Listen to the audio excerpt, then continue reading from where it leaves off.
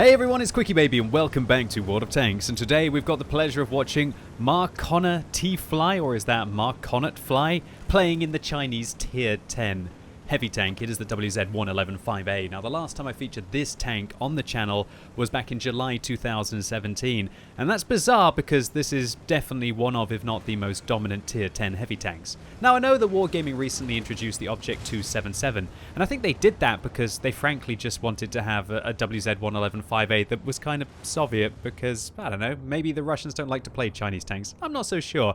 At least on the European server, this has become one of, if not the most popular Tier 10 heavy tanks for, should we say, definitely above average players to pick. And you know what, you don't even have to be an above average player to want to play this tank. But it seems to be a fan favorite amongst those, that kind of segment of the European server. Now, why has it become a fan favorite between, should we say, skilled players or players who want to really push World of Tanks to the limits? Well, it's the combination of it just being able to do everything. It's fast, it's got 7 degrees of gun depression over the front of the tank, it has 490 alpha damage as well, and it also has DPM. It fires a great rate of fire at 5.36 rounds a minute, which gives this tank a damage per minute of 2,625. Now, just to put that into perspective, a bad heavy has probably got about 2,100 DPM.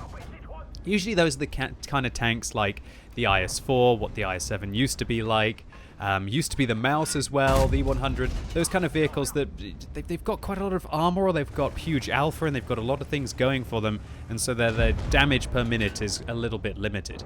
Tier 10 medium tanks, on the other hand, generally have the highest damage per minute outside of some tank destroyers. Not all tank destroyers are created equally. Even something like a Jagdpanzer 100 has relatively low damage per minute for Tier 10, but its alpha damage is what kind of balances the tank out and makes it astonishing in the right scenario. But yeah, Tier 10 medium tanks are more like packing 3,000 DPM. So that means that this is right in the middle between, should we say, the best damage per minute on any of the Tier 10 medium tanks, and also the lowest DPM of the Tier 10 vehicles, you know, the slower kind of heavies. Now, when you combine that with the fact that this vehicle packs 490 alpha compared to the 440 that you get on the 113 or tanks like the IS-4, for example, and way more than something like a Super Conqueror, this thing just seems to absolutely plow through its opponents. And when you combine that with a full plethora of equipment, things like the premium consumable, which I guess is extra combat rations on this tank, and brothers in arms and so on and so forth, and this thing just seems to become an absolute monster. Now, Marconor, or marconortfly, I'm not sure. I'm going to be calling you Marconor for this replay, at least for my interpretation of the name, and please correct me down below, bud, if you end up watching this video. And has made a really aggressive play early on in this battle. He showed me a fantastic route to be able to go across the water there, and just look at this position. It's almost perfect. He can wedge the front of his tank up. This is something very important that he's doing that I must highlight here, is that quite often he's wedging his track up the rubble here, and what that means is that actually hides the weak points on top of the tank a little bit and makes the upper hull even better if they do manage to get a shell towards it. Now, that's something that you can do in this tank because you do have 7 degrees of gun depression over the front and also over the side. It's just very flexible for a Tier 10 heavy tank. And the more that I think about this vehicle, when I also consider that it's got a pretty darn good aim time of 2.5 seconds, and while its accuracy isn't the best when you are liberally applying the premium rounds like Marconor is here, you're still going to be able to butcher the front of all of the heavy tanks. Has he failed to pen a shot yet? Not really. I know that there's a lot of vehicles just sitting out in front of him, but that's kind of what happens on this map if you do get this full Tier 10 meta, and especially when it's mostly heavy tanks on the enemy team. So Marconor has made an absolutely fabulous play here, and it's paying off in dividends. Nearly up to 9,000 damage in the first 4 minutes of the battle. It's almost as if he's playing on a test server right now. Now, just to put this kind of damage into perspective, I've seen games like this, at least with regards to how much damage they've dealt in World of Tanks. But mostly it's when a server hiccup happens, and most of the players, apart from that player, disconnect, and for some reason they're allowed to continue that battle, and they end up doing something stupid like 16,000 damage, 17,000 damage, albeit against AFK tanks. And that is a miracle when that happens. You have to have the perfect storm.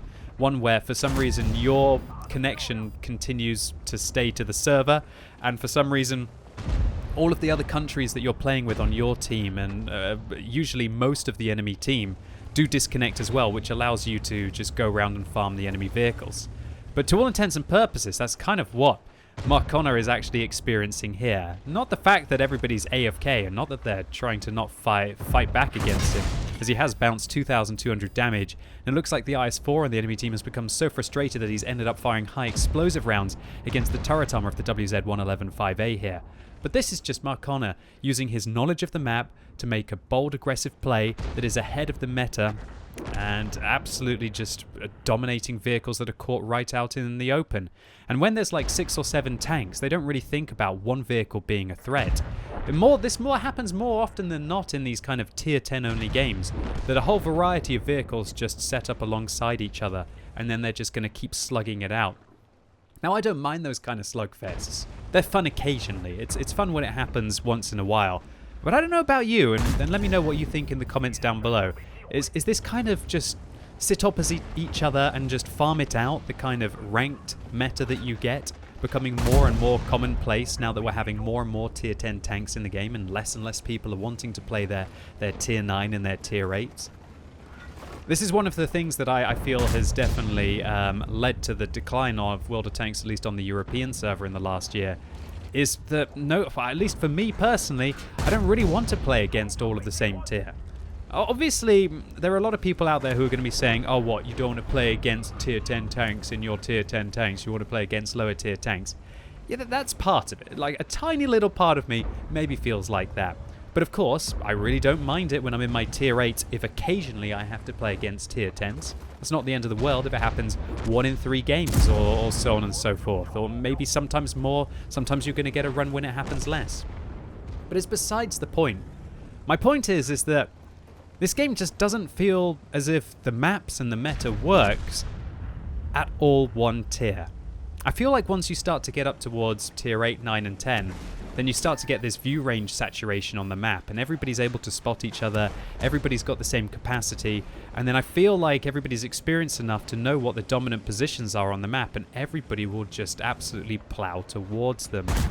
And when it just happens where everybody's in the same location of the map, and whether you would argue that's down to same tier matchmaking, or whether that's down to arguably maybe some of the poor development of the maps or the changes, or maybe it's just down to the fact that we're all getting better and more knowledgeable and more experienced of the game, and it's leading to an arguably boring meta. Well, I'll leave that for you to decide.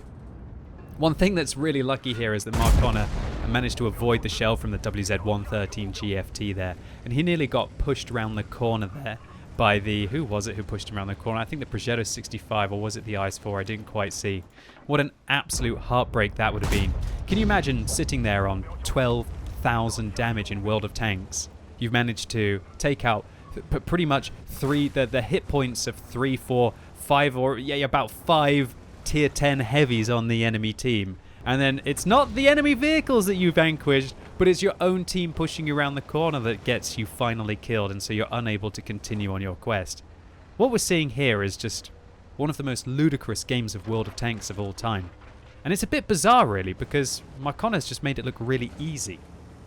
Now, whether that's down to them making an exceptional play across the river and ending up in a godlike position, the fact that everybody clustered up right in front of him, the fact that hardly any of the enemy vehicles tried to advance down the east to be able to work these buildings up here that I'm highlighting on my map and be able to get some cross shots, the fact that there was only 1 artillery on the enemy team and it looks like he was fairly safe from artillery or just didn't really catch the attention of the artillery.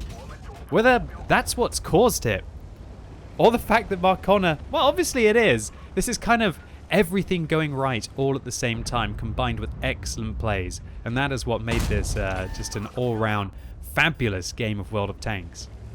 Now, I don't usually feature these kinds of replays on the channel very often, because they're not all that exciting, are they? When you see somebody absolutely dominating and just farming up a huge amount of damage without feeling that they've even been pressured, it's not so exciting for me to commentate on. And I'm sure it's not quite so interesting to watch. But if this video does show a couple of things, firstly, it was that bold plays across the river there. I'm sure that a few people are going to be trying that after seeing this. Let me know how it works out for you. And in addition, that the WZ-111-5A just has to be one of the most dominant tier 10 heavy tanks of all time. And I want to kind of use this as the answer to my frequently asked question of, which tier 10 heavy tank or even which tier 10 vehicle would you recommend for being that all-purpose tank in the current meta of World of Tanks? So what a ridiculous result here. Unsurprisingly, an ace tanker, a Confederate, a steel wall, and a high caliber, 14,221 damage dealt. Even his platoon mate, Andre, had an incredible game in his Super Conqueror, and what a domination platoon this was. And despite all of the heat spam and resupplying a premium consumable, Marconet still makes 30k profit. So Marconet, congratulations to you on your gargantuan replay, and thanks for putting my name in the title of your What Replays upload to get my attention. And I'm going to hold you responsible as the one who's going to encourage undoubtedly a lot of people after watching this video to make power plays across the river on Erlenberg. Anyway, ladies and gents, that's it for today. A bit of a quick one because this is the calm before the storm. Tomorrow, the 1.3 update is hitting the European server, and I expect we're going to be getting the Christmas update on Thursday, right? Nevertheless, if you enjoyed it, give it a thumbs up, but if you hated it, give it a thumbs down. And let me know in the comments what you think the best tier 10 tank is in the current meta for just all-purpose domination. And as always, thank you so much for watching. You've been epic, and hopefully I'll see you soon.